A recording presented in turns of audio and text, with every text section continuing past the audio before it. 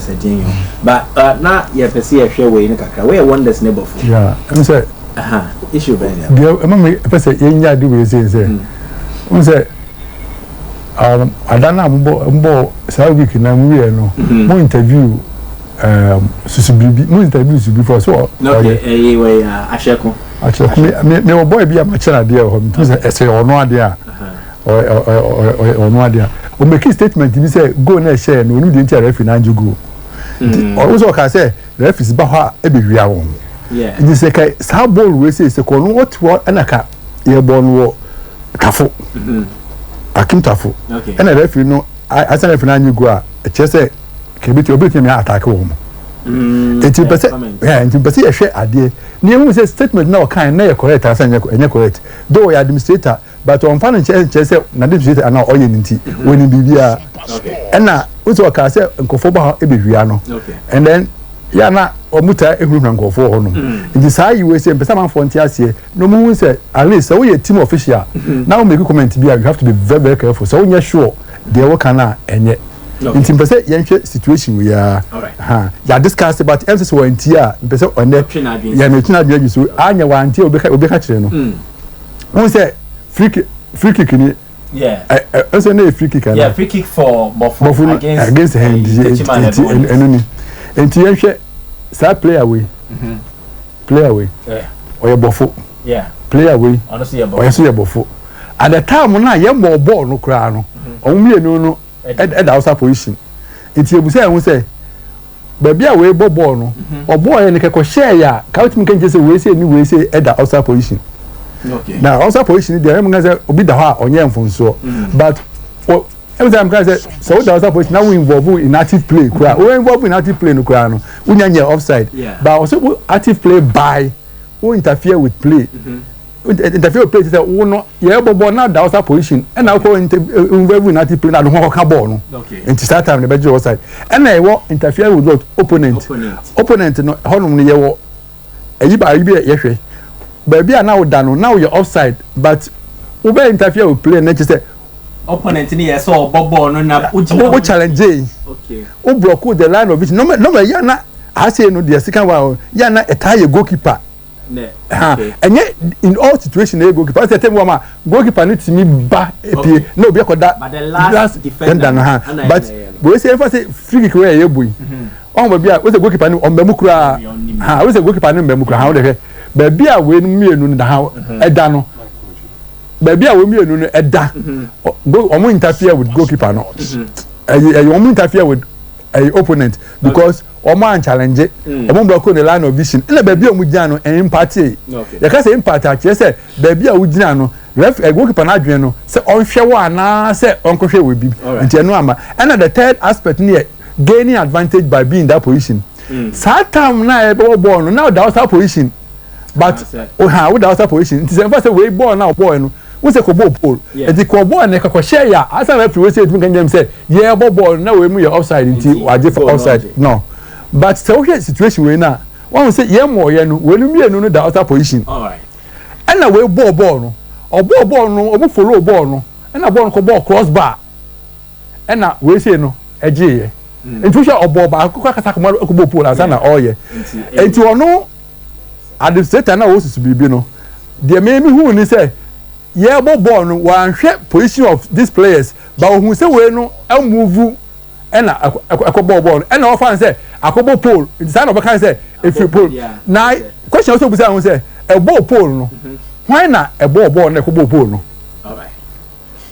enye ayo wanye mfi no opponent wo bigi ref we dey mo chance yeso say ma me as number 7 bi so da say wo we ma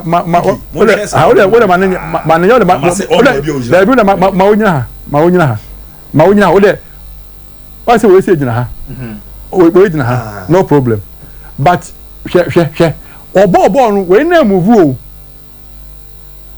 at the time of the kick no we say we cry the cry say na o ball no yes the start time na the other ha say no say we dey gina akoye say house for the ni bi no we ni da ho me hu say o da ha say but we say no there onu we be ball no cry no ma move enti ansa na ball no e be ba no no mo oyi no abɛhyɛ ɛyi no mu nti ɛno ne ɛyi a mpɛsɛ amanfoɔ hwɛ no ba sɛ ka bi a ɛnka ogyina hɔ ɛma wei no mu bɔɔl no ansa na follow edi a ɛno ne ɛyi nti saa de ma wei sɛ na esi match ma ya na obi ɛhwɛ nti mfɛn sɛ these are some of the things nti sɛ ɔyɛ administrator Mr. no ɔmo nyɛ very careful wo de hwɛ enie saa player no oni onyamba bɔɔl no kora de hwɛ player boi nti wei sɛ no mu kora ɛdi n'atum sɛ wɔn wei sɛ deɛ akyerɛ sɛ wei sɛ no wei ni wei nyinaa wɔ wei anim but ɔno no maybe a ɔfa ne sɛ bɔɔl no kɔ bɔɔl pole ɛna ɛbɛba but ɔno atam a yɛ bɔ no ɔno anhwɛ wei no mu no ɛno ne offside de bia premier de ba no nti so far as this one is concerned no it was clear onyabo no class still ɔmo kɔ nti ɛno ne yɛ nti besɛ ɔmo sɛ ɔmo ɛkasa amanfo tie nti ɔsi ne hɔ de a ebi akasa bɛba na ɔno olidi na deɛ akɔfa sin bebree aba afi yankɔ na Kevin Obinya red card ɛyɛ ediana last game ɔmo bɔɔyɛ against Bechem ne red card incident no yɛn hwɛ ne yɛn ho yɛ bɛyɛ afa ɔmo fa nkyɛn kakra so wɔnya ɔyɛ view no so ɛyɛ clear picture na nyɛ tu manya ya kai wotumi kɔ kyerɛ akra me hwɛ de wo ni yɛ na ma hwɛ na yeso o sɛ wo yɛ bibi na referee no man no yellow card ɛna wɔkɔ no hɔ sa toto ne nsa okay ntu sɛ o sɛ bi a o sɛ ɛwɔ ha ɛsɛ o yɛ bibi ha nti waje ayi no ba referee no mesme no problem ka bi ebehwɛ okay so odinkanji incident bi wanji incident bi ha game no one stop how de etu de kaji odu esi ade gina o de hanka ya gina o ma card no o de kayi hwa de bi we say the ball was in play ball no was in play ball na no ma yellow card no now the law say o be yellow card that is the game ni gina have you seen it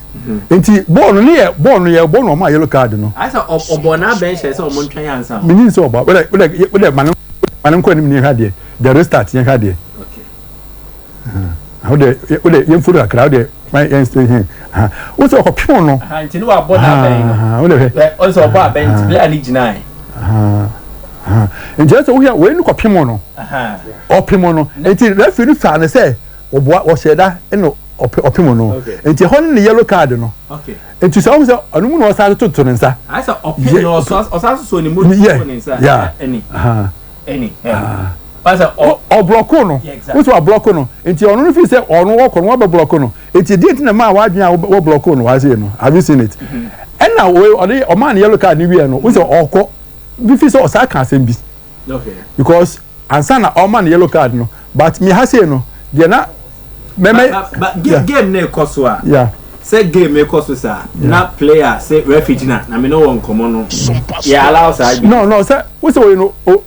me I don't know say ono also no mu ase no me fi say me hokoma yellow record kwa me no problem because game because so referee na me am say Champions League finals no Champions League finals no am say BC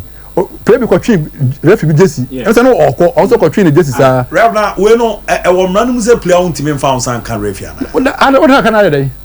ono odi match okọ na ba bi o na say kan say onyo dey e do be fast aka da bi so block no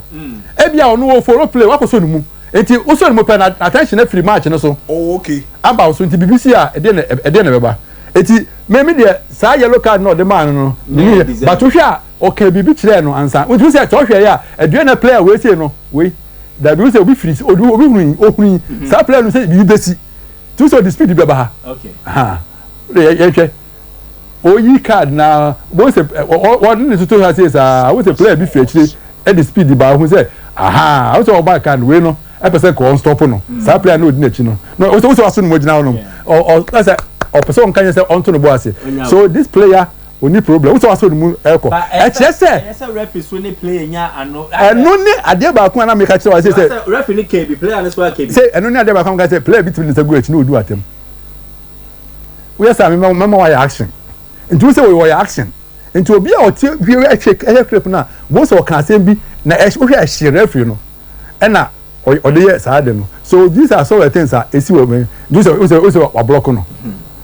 onye foul o stop game me hu de nti a player no ko e stop referee no I don't know eti ka se BBC ha say na no expect ke referee no mo foul man no say dey but even let's take say BBC referee na mo aba you have no right say we ko stop no o ko block no say onye o dey nti ane de ede obema oyi and then hwe player no di mi na se se o kan bibi kire no enti ehye no enti eba sa me we no the referee no emi ntimi kan mi ma so ko ka kire no onto se obehu no bi onya asemi o ka kire enti fi say the issue too but me fi say ka onya abote akra so we have to manage a lot of issues to be also yes manage issues no enti ye ko Premier League name still watakwa Mediama and so any Tamale City na but we has a penalty and a penalty so I drive into the box na tackle we haya we say obi o hwe kotokone match when Gazari make a comment to you about referee na enye yi no Karela similar thing onu wo wura to the players we ntem into of fancy me wura mu de me die me ho ato because but wo hwe situation here was here player we ni player obi ahon kan no onu mom kra de onu wo for o ti afidada o enim so hwe a ball no kra enyan emo ball no onu no we player we say we ne nine we say Mediama player ne nine into onu na no wo tebetiti nani enanim na we say no akachire enti mi hu de enti a o se okoja no to form enti mi second referee no ebia referee so na ha no anjo de ka we stop no no ha de we do wura mu na ha stop ha say sa situation we baby a referee gina say ya no hu sa situation we yie nti ha say no o say ka move kakra na onya correct view nti ya no na ye wa anye penalty no say bia ohunu ba so wa anye na we tu from there the only thing I make can say ka betimi age foul against player now or dive you know no man yellow card esa na obi oti obi hu say oh asem say na see e bi na Gazari kotokone kala issue na make ha sa secretary ni yes e ka eni me bebre ba to another Mediama and Tamale City and also this incident and also penalty and I said any penalty to share action another drive into the box na pa ref we say park no so ada obi ohwe match bia na nsu atopa and then who di match for feel that ISR now you have to be very, very careful about especially who je penalty or say be bia kire say penalty so we ya o say we na bobo no so and na wo ko na we no abehye nanim e sha wo hye nanim no opushi na that is the cardinal point bobo no e nyina ti because okay into we say no opushi na say nine is me kwai yes say so onu wo twen nti wa wo ho na onu wo ko say e che say onu so ko ball no so o say say mama scenario say player say bia defenders ni ya na mo je na ti bia je fa o chi ama mo ti ase ya bobo na to wani mo no opese wo ba na wa yi say okay o fa hase a wo don sana block no referee bejo fa wa entra because o swat no alright ba say bia wa anya sa na odi ball na chi say ya na so no mum so mu a e bejo fa wo pe say you have every right who screen ball no unya mfunso bia eno na pesa for because bede bia no ya na attackers no fi say who screen ball kra metwon into watch na age foul no say obisa referee say e dey na me ye into these are some of the things are in football no o say ye hwe ni ye pa ti fi say we say no o say the way say ono no o screen ball no say the ball no be ko we because we na o line no so into eno na ya fi say the referee yem free or na yembra the last one and Sunday about quite big brain issue no so everything you ref ya ba atum say go say you offside say you offside me patcho ye hwe ni na ye hu say na besi akonti ya bo board ya atum say ye ato benkum and a control by atumensa justice atumensa na o control say o say we say AR1 asan referee no say AR1 at the time of the kick no the kafa kwachiri bi na hwa de oni hwe we the situation no Mediama to city Mediama to city we na je ball no sa time o mo ball no o hifa original line so say onu na wani mu ana say o na yede onu na wani nti e chere say ye mo ball no man no crowd that was position wow we say no dia na we jaha ka mi hade we say ha say dia na e di problem e ba no say obi a all ma commentary no on hwe ha have you seen it on ye do who say who say we sa place we mu nyina e wo we ni say who say we ni mu nyina e di we atum but look at the clip then what train say kwan be near man who say we nim sin we we say brofo we say what brofo no park na also we see market park no ya na we say star no mo ya star no mo yo e no boys na refuse no okay because you know my lanes no my no asa na fi no e dey e check market you know ye ha say ye ni bi enti dey ya advice ye lines no say bay boss na wo ho no mo no bay boss no say ya na wo ha say sa akusi dey ya na owo AR2 no na ya no problem ba wo AR1 na bay boss no boa okay enti da bia also bay boss no nyama na atwetwe so no fire eyi enti da bia na kan say in a match As referee lose concentration in the match for 1 second.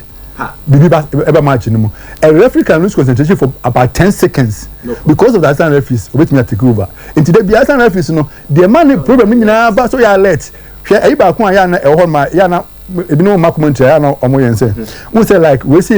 no. Asian referees say the bi mu gina say no hwe we say. Into bi as kenye ball na anko ha. O hwe say na bi afa obi si nanim ase a. We say referee gina wa anye fa no. Ebia wa hu ni sa because ono no or share offside in that time no hu so the advice the referee say and take it a bam into won ye foul no into hu a je because at that time me concentrate on offside who say me referee am can say it's better say obey allow a good goal than say obey allow a bad goal go ni a good now what allow me pe since say go enye na wakoji goal into the basa obey me say bia you were beaten by the law bad goal it is how we see o chef see yes it was say so obi a wo hwe no o fa ne say media ma we the player we baka chem say on am we ba hwe player we say ni nan no crazy we say ogina arc no so we wo arc ni mu we kwa de wani mu ba hwe we say almost on the line nti e say we no e bend goal line no sin the ball no nti ansa na obebo ball no kura no or the outside position and then why na ball nsa ko ye so that's not referee will use the flag into mass one now in chance and I referee enti kwa bi brem ntokwa ezuni na ntokwa ne yehwe kakra ya ni abade enti a ntokwa ne si ya na ende chairman ba ko be on the free park ne so coach no no akofa eye abao sedien yo munya abotre mo fama me enti enim so onye okọ ne bu afu nti okọ complaining was the police ne so di na chi o police no but obe russia ba pitch ne so police ne tihwe what tihwe yeah abai abai ntimi ampatan to ko enti eni there's a referee no there's a DJ no enti di obe bia na pa we ba ref the course ni we so punch for picture clarity. This is why me feel say asem omo ye gente omo ni ya ji free kick ti o free kick we ni ya ji ti o and ya dey share the only goal of the game na is a game na end 1-0 ekoti a kwa bibrem enti we no omo se enye free na manam na chi kwa ha we ya ba bia we bon kaka ke ya ya sinya so mpushi na we kwa ke nyane nsa na chi enti omo se ball player nensa me yan kwa chi se ball nensa ye ba bia ball nensa no ball nensa no se ball na ball nensa o de fa se ball na ball nensa referee na hu because bia into nensa na appropriate e che se referee na hu and what take bad decision and che se wo bo no mama scenario Europa finals Anthony Taylor Europa finals they see you know so and Napoli Dabi about what them how them fam ho but them fan say you has ya enka e dey be see but look at say you know stage you know our VAR our assistant referees yes our assistant referees no kwa ya na emu yetu additionals have you seen it omo nyina hu ama we sa we baby ko dey ayi o nti say we say we must referee na hu kura ref there na man hu we no now listen it depends on the position no yes sure edika we na goals o be referee ni mo onim kura o onim dia na just last week ya na ayi bi wa say ye ko na wodi machi say ya bibisi manu ma hu nti na say gate na ba no nti da bia na o say o swerve na unya the correct view referee no so abu ya ko say ne nsa na am no eni no ya no owo chire kura nti say ana ball ati counter nti ofiro na eba nti wa hu nti na fa say ohuni kura ke bi aka isembo ya bu na fa say ohuni kura eno ne ayi no ba yi ba ko a me fi say isi reje me wo no problem ba ko se bo ne e bon kwa bibim me ba cha the Amakubasi Ashanti region any greater Accra they be omo enya smooth no won say until last year na second division near born wo obi akurum but na asort no edoso and omo meeting no mo se da bi ye mbo no sa because greater Accra omo start ntem na mbo no first and na Akumasi for year last year omo ye wi ni bibia da din and omo sa ye this year bibia da di ye bo medi league Kumasi Sports Stadium da ho no ye nyina ko gyina won ye mo have you seen because some middle league obi kroma ofan say a advantage but ye nyina be gyina Kumasi Sports Stadium ene ye bo enti anase ka hase nka mo bo no nka teams na e bo no ko bo no obi center but east no mo obi da be say o fa ko be no na e bo no anya say mo bo league obonya center bi enti eno ene ade enti bi fi say the a greater Accra for ye the Ashanti region na hwa Ashanti region ye region bia ye bia ye bia first say hwe o Ashanti region awie adekra mo champions o ma bo omo league anya omo mo akobo FA Cup omo wie o second division adana metie mo bia ebi ha moy ebi e say ukọ Western ya we say Western ko bi de no Open Junction aso so this is something if say na me ha say de na me ya no say na say RF chairman so ha no we say guy na mo ye no also a coach we say no hwe ball bi we say obi ni sabo ball no yeah so situation no no ogina park ni so ko wa hu nti che say referee so hu na say nya yi ba me ba ko ya me ya any security no and then question back when exam say coach no over park no o ji bia no buy ana because there we had na say the benefit of that say eyo park nti e den ya otutu na ni oni baby abibi da there be na ana park e park say minimum say me ko park minimum na school park okay eyo secondary school assume for eyo park me tiri hu say edua no hwe a e rehearse no why say man qualifier ebeba because also take it off no oba straight before I didn't so this one what me say a idea we planning take a different stance and can say bia ye dwuma bi won chen na dua ne da ho nti ono oba park na dua to nim ho dada this adwubone road adwubone no ho and then security no hwe police ni na odina chi hwe picture yidi ni o de dua ne ye police ni na odina chi no so ko te hwe okotefe and then police for be na dinachi oni de ba no ko no no mu dinachi na de na mu ntimi anche no ho no as a coach no ho atro kaka me say be second round second division me so ya boss second division ma obi awu referee obi awu nti we say we play mpa mbo say no nto no a very dicey issue the police for no ho how we show and we take you off into one battle no I don't know when to me and then want me because all kon can say you hear can say all benya okasaba and you know it we ba no we so ba batehwe ana ye de bo aban da bo batehwe so ko so no na otehwe ye wa fa ba no ko hwe security for ni na ni o and na players no e ko referee ni o player na bo no we ya tia no we so ko bo no police ni hwe police ni referee no kura sa to form kura ka ho ya ba police ni hu kid me fi say ya si ache no dem fanye scapegoat sa mo fanye scapegoat me say me RF chairman ho no ma ka be scapegoat sa yes when na why no obi super papa o obi papa obi nua obi say ko sisi no fi anka na me dem ya say my RF chairman wa mo obi 3000 azawadu ozi issue zabi issue bay am fan ko court o say ye fan ko court ye ni na sem ye fan example okay because coach we I bet I can open black star coach. About what say if I black star coach. Wa be fa course kakra why.